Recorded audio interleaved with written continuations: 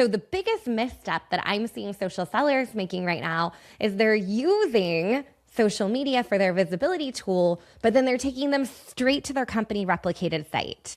We're missing some steps in between.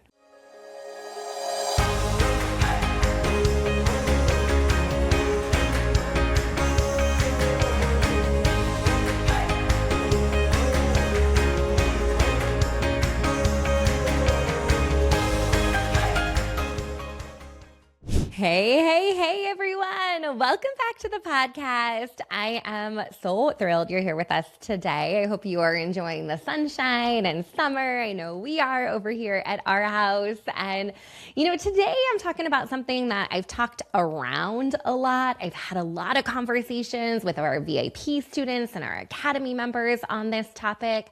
I've even actually shared it in some of my corporate keynotes and presentations lately.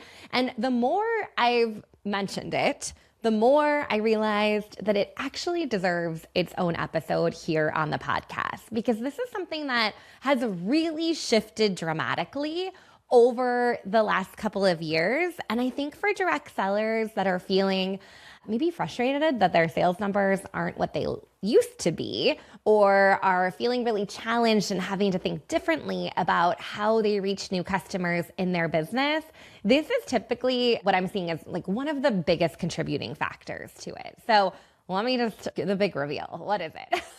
So we're going to talk today a little bit about selling beyond social. So here's the thing. For a really long time, and you were probably taught this way by your company or training community like the Academy, or maybe even you heard it from me as I've taught a little bit about social media and selling on social. And it's just not happening in the same way it used to. So you probably remember, I take us back to like the very early days of Facebook parties. We would open up an event, not even a group. People would show up to that online event on Facebook. You didn't have any videos. You barely had some corporate graphics in there. You had some captions. If you were lucky, you had a video to share, and people would go shop.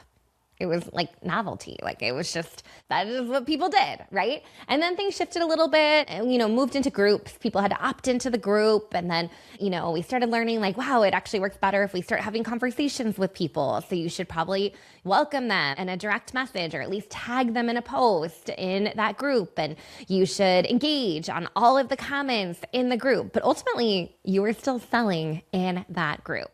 Now, in the last couple of years, we've really kind of seen the downfall of groups, right? Groups are not performing the same. We're not getting the same visibility as we used to in groups. But along with that, people's buying patterns have changed. The way people shop has changed. And they're not going to Facebook to look at your party to buy your thing. That's the bottom line. That is not how people are shopping these days. There may be some people still shopping that way, like your tried and true loyal host that used to party with you all the time, or, somebody that may have a lot of free time and spends a lot of time hanging out on Facebook. And in fact, maybe even some of your direct sales friends still shop this way, because that's kind of how we grew up, right? But the reality is the average person on social media is not coming to shop your thing. They are not coming to your party, and they're not coming to buy your stuff.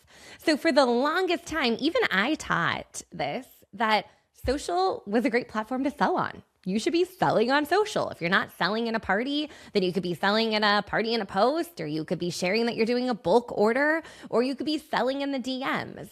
But people have changed the way that they're interacting on social, not to mention these platforms have changed incredibly, and the algorithm, therefore, has changed and been curated to the way people are experiencing social media and browsing social media.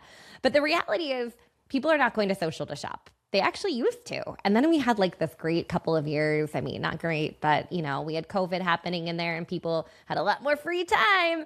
So I feel like we kind of were able to make it last a little longer than it would have otherwise. So the biggest shift that I want you to take away from this episode is that the way people hang out on social has changed. Social is no longer a shopping platform for your business in the way that it used to be. Social media is purely a discoverability, visibility tool that you have in your toolkit. So rather than hustling harder, working harder, trying to figure out how to manipulate the algorithm to work in your favor. And we've all done it. We've tried all of the little sneaky things to try to get more visibility. The reality is your social platforms are really meant for visibility and for people to discover you, but those transactions are absolutely not taking place on those platforms. Those transactions are taking place over text messages. They're taking place over email. They're taking place over, dare I say it, an old school phone call.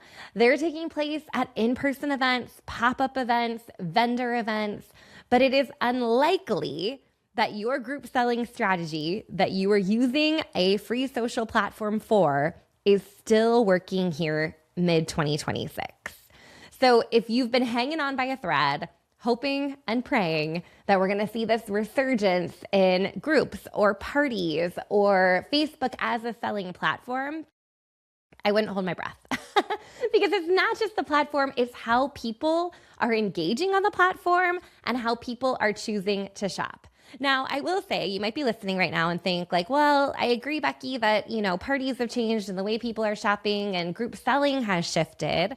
But like, people are definitely still shopping through TikTok Shop, or, they're still, looking at Instagram and seeing an ad for something and clicking on it and then checking out from there.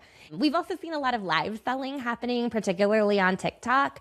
And I do think that that works, but that is not necessarily a group selling model where your host invites their friends and you pop up in a group, right? In order to do events like that and live selling, you got to have like a TikTok shop connected. And some direct sales companies are pretty forward thinking and they are moving in that direction, or they've already moved in that direction.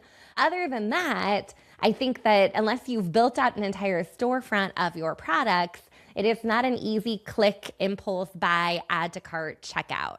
Now, if you're running advertisements, we can have a whole conversation about ads and how we're leveraging ads to generate more leads, to bring people into your world to purchase product. That's definitely still a potential. But I would say oftentimes we're moving people from social, where we have the visibility happening, and onto another platform where we can connect with them directly. So the biggest misstep that I'm seeing social sellers making right now is they're using social media for their visibility tool, but then they're taking them straight to their company replicated site. We're missing some steps in between, right? If you're taking them straight from your Instagram post over here to your shopping site to buy, you're probably never going to hear from them again, right? We have some work to do there in the middle to capture the lead and build the relationship and then convert them into a customer. So if you're like, I'm showing up and I'm posting and I'm on social and I am using it for visibility, but I'm still not seeing the sales, it's probably because of that middle space. You're not focusing on that too much.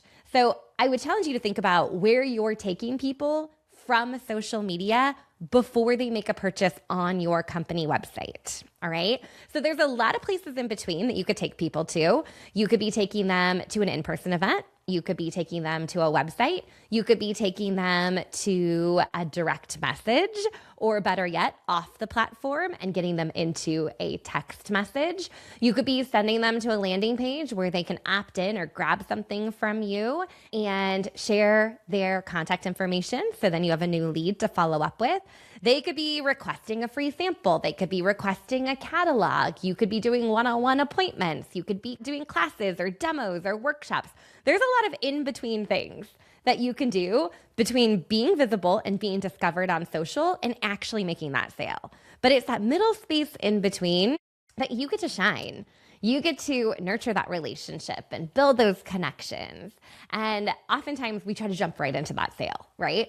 So if the sale's not taking place over here on social, we have some work to do to move them off social into a conversation, support them, get to know them, figure out how we can solve their problems, and then close that sale.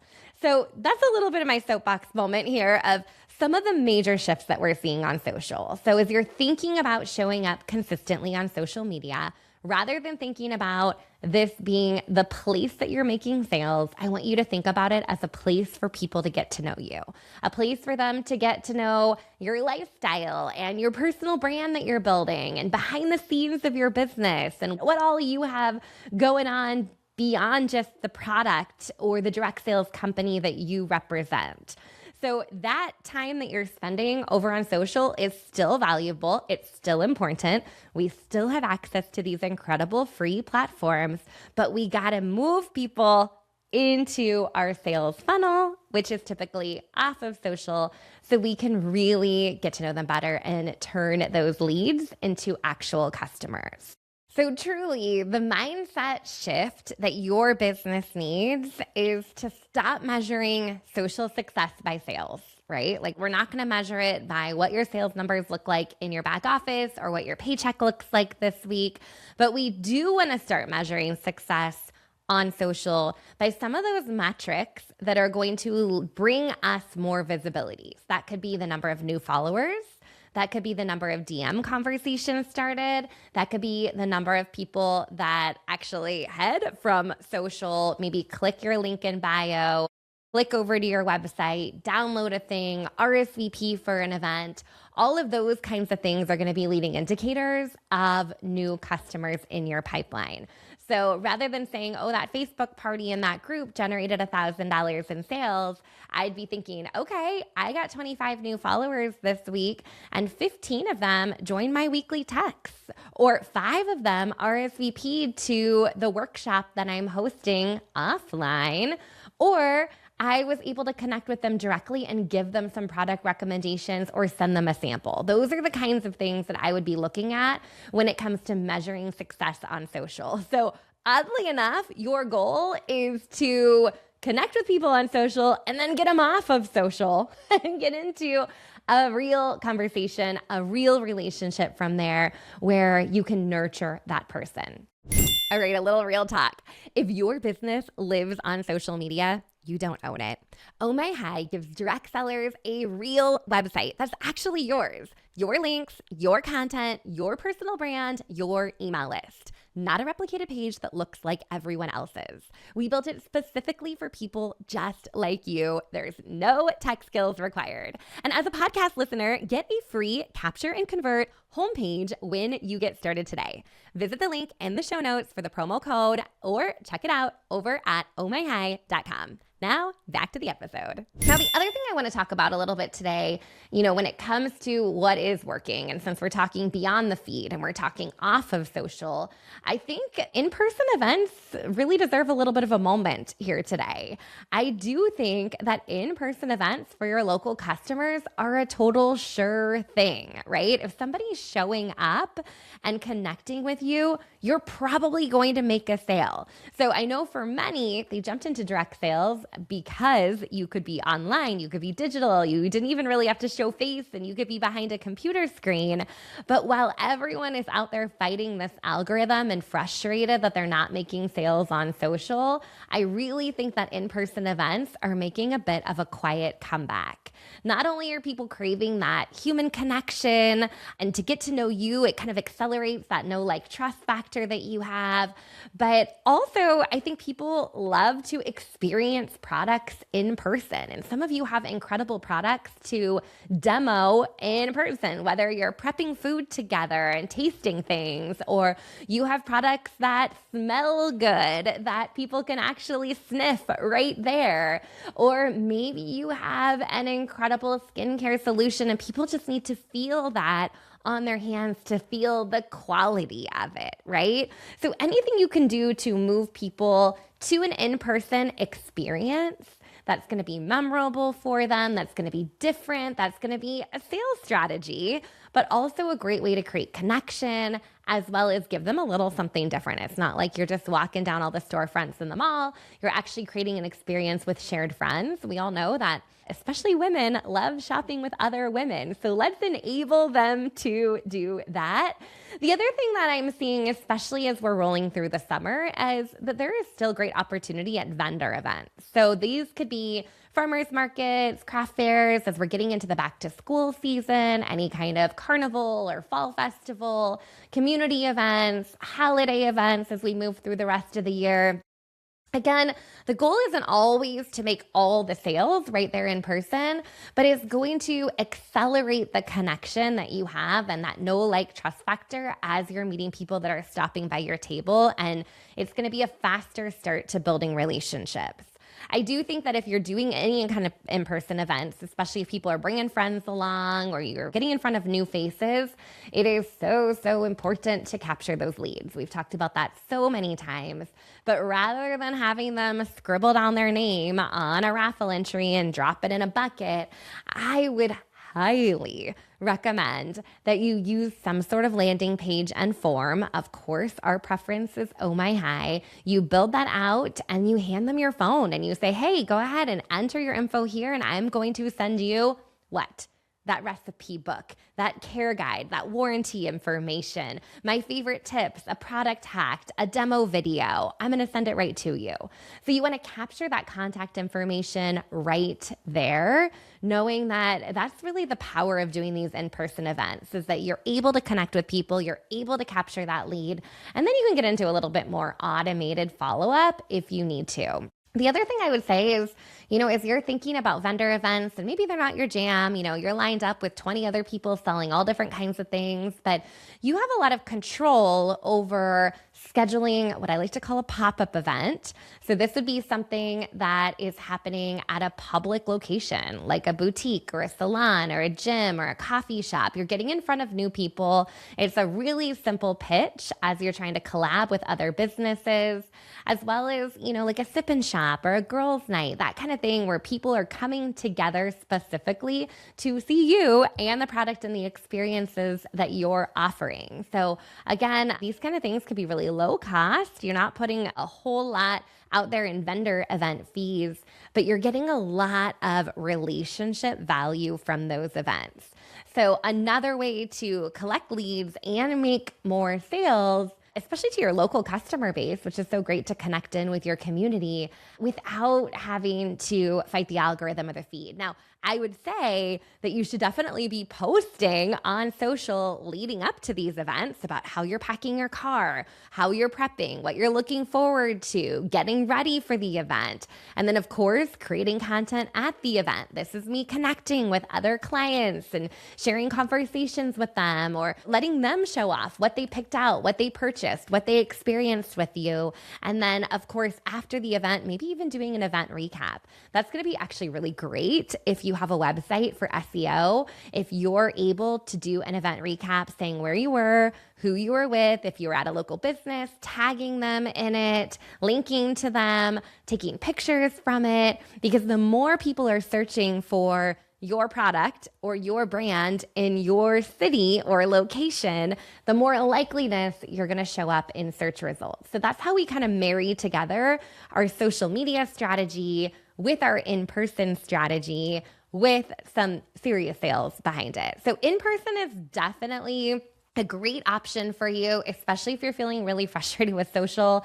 I mean, for most places, it's great weather, maybe even a little warm right now, but getting out there in person, connecting with people is a sure thing. It's going to bring you visibility, your brand visibility, and it's going to also kind of give you that lift on social as you're connecting in with people. All right. So the other place off of social that I think is important to talk about before we wrap up today is really your website, right? And when I say website, I'm not talking about your company replicated site. That's lovely too. And we know the e-commerce transactions are taking place on your e-commerce site. But when we talk about that middle space, right, from social being the visibility, and then where do we take them next? Take them to your website. That is truly the best place for them to get to know you on a deeper level, get to know your brand, and then baby step into those sales. So your website is also working for you 24/7, right? It's one of those places that's always on. It's not reliant on you showing up and standing at a table or you being glued to your phone, right? You can use your website in the background of your business to be collecting leads for you while you're out there just living your life. And when I say living your life, I mean mostly being at the ball fields lately. But really, while you're sleeping, while you're traveling, while you're out on doing things with your family, you are findable on Google, right? Your social posts are probably not going to show up a whole lot on search, and you own it. You're not fighting with an algorithm. You don't have an account that's going to get hacked, and it's a great place for you to generate those leads. So I want to be truthful here because I don't want to oversell you on a website. It does take time to build up that SEO factor. It takes time for people to be able to type in your product and your location for you to show up. But if you're in this business for the long game and you are ready to pivot from what social was to what the future of direct selling is, I truly believe that having a website, having a landing page, having a place to capture and convert your leads in the background of your business is going to be the best option for you for your long-term success. So when we think about websites, you can put freebies on there. You can put opt-ins in there. You can put requests for more information. You can have people book appointments with you. They can learn how to work with you and join your team. They can grab the free guide. They can do so many things off platform. And the reality is you've spent years creating this content for social. So if you're at a loss of where to begin, go back and look at everything you've posted on social and leverage that over on your website as a starting place. The other cool thing about websites is that you can embed video on it. So even if you are creating reels or short form video for social, or maybe even long form video, doing podcasts or YouTube videos, you can put that right on your website. And that text or the caption or the blog post to go along with it is going to really bring to life that video. So you're still building that know, like, trust factor as people see you and they get to know you. Again, so that website is a great place for people to land. So as we're thinking about kind of what this looks like, we have social that's really driving our visibility. Social is where people see us. They learn about us. They see the event that we set up for. They see our lifestyle behind the business. They click through to our website. That website captures their information. You get their name, their email, maybe their phone number. And then as you are nurturing them with text or email off of social, off platform, that conversations that you have there is what's going to lead to the actual sale. So as you're thinking about your summer strategy, we're going to blink and it's going to be fall. And all of a sudden, fall selling season is going to pick up. Things are going to be wild and crazy and busy. This is a great time of year to get your systems in order, right? So again, thinking about your social system. How are you going to get max visibility on social? Is it posting across a bunch of platforms? Is it repurposing content across platforms? Is it really going deep on one platform? But really thinking about that social is the visibility piece. The in-person in your website is where those leads are being captured. And in your texts and your emails, you're converting them. And then we have more business. So the reality is that things have changed. Things look different.